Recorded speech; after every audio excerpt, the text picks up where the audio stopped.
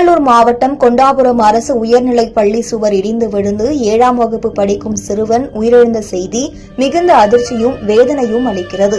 தங்கள் குழந்தையை இழந்து தவிக்கும் சிறுவனது பெற்றோர்களுக்கும் உறவினர்களுக்கும் ஆறுதல் சொல்ல வார்த்தை இல்லை.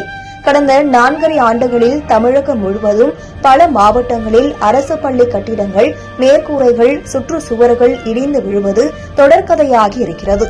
ஒவ்வொரு முறையும் அரசு பள்ளி கட்டிடங்களின் உறுதித்தன்மையை பரிசோதித்து அரசு பள்ளி மாணவ மாணவியர் பாதுகாப்பை உறுதி செய்ய வேண்டும் என்றும் திமுக அரசை வலியுறுத்தி வந்திருக்கிறோம். பல பள்ளிகள் கட்டிடம் இல்லாமல் மரத்தடியில் இயங்கி வருவதையும் சுட்டிக்காட்டியுள்ளோம்.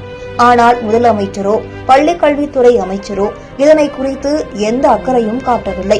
ஏழை எளிய குழந்தைகள் படிக்கும் அரசு பள்ளிகளை திமுக அரசு ஒட்டுமொத்தமாக புறக்கணித்ததன் விளைவு இன்று வாழ வேண்டிய ஒரு குழந்தையை பறிகொடுத்திருக்கிறோம். இதனை விபத்தாக எடுத்துக் கொள்ள முடியாது. திமுக அரசின் அலட்சியத்தால் ஏற்பட்ட கொலையாகவே கருத முடியும். வெறும் விளம்பர நாடகங்களை மட்டுமே கடந்த 4.5 ஆண்டுகளாக நடத்தி வரும் முதலமைச்சர் மு க ஸ்டாலின் மற்றும் பள்ளிக்கல்வித்துறை அமைச்சர் அன்பில் மகேஷ் ஆகிய இருவருமே இதற்கு முழு பொறுப்பு. இனியும் அரசு பள்ளி கட்டிடங்களை ஆய்வு செய்து மாணவ மாணவியர் பாதுகாப்பை உறுதி செய்யாமல் இருப்பது வெட்கக்கேடு.